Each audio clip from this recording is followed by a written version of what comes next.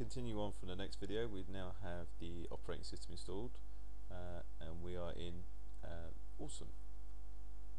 So now the whole point of this is that it's designed around using the keyboard. Because we're in a VM, even though you see down here the right control has been selected as the way of integrating the keyboard or not integrating the keyboard. You can see here if I move off the screen, you see it goes black, move onto the screen, it goes green. That means it's integrating with the mouse, but it doesn't still work that well with the keyboard. If I do the meta key and enter, as you can see, it's opening the window in my operating system, not in the VM, which isn't what I want it to do. For the time being, most of the things we're going to be doing are going to be from the command line, but for the purpose of this one video, I am going to right click and open terminal just to get a terminal up. Now the first thing we want to do is be able to get remote access into this box. So what we need to do first, sudo --get install. Well, in fact, if we didn't even know what it was, we know we wanted SSH access, but we don't know what the package is that we need for SSH. And we could presume it was called SSH, but it probably isn't. And in fact, I know it isn't. So how do we find it?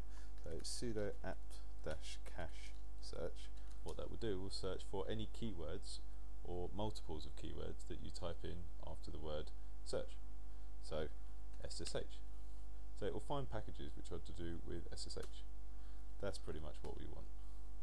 And it's found quite a lot of them, as we can see here. Okay.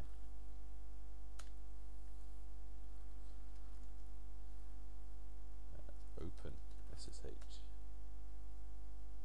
The words open and SSH. So here we are. Open SSH-server. That's what we're looking for. It doesn't usually return that many results. Okay, so sudo apt-get install open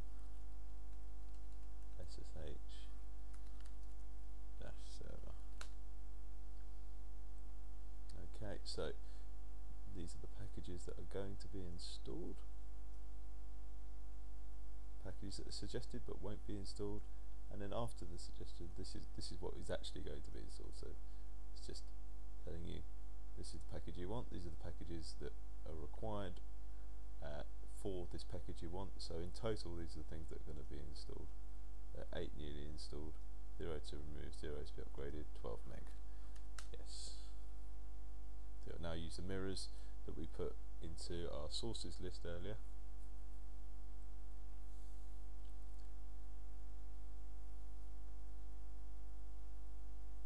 Okay, so we'll just let that go.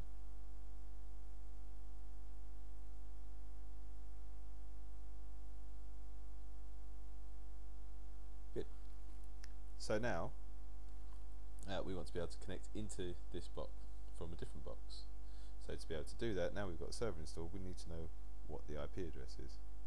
So sudo ifconfig. Ifconfig is essentially the way, like Windows has ipconfig, Linux has ifconfig for its interfaces. So wireless, for instance, that's different. That's iwconfig because that is to do with SSIDs and access points and encryption. It's not the same. Ifconfig, that will show you about the interfaces and the IP addresses on those interfaces. So sudo ifconfig. If we do -a, that will show us all the interfaces. So there is one that is ETH0 and a loopback, as we would expect. So ETH0 we set as 192.168.1.95. So now I can come into my box here. Try and ping it. 192.168.1.95. Okay, that's good. SSH our user at our IP address.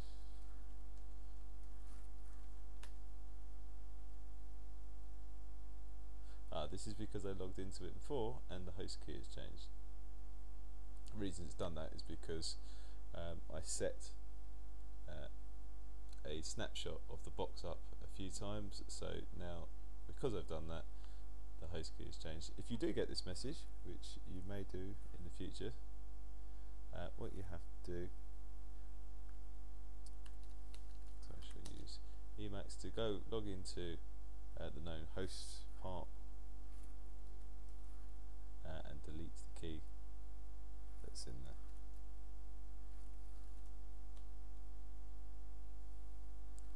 The other key that I've had.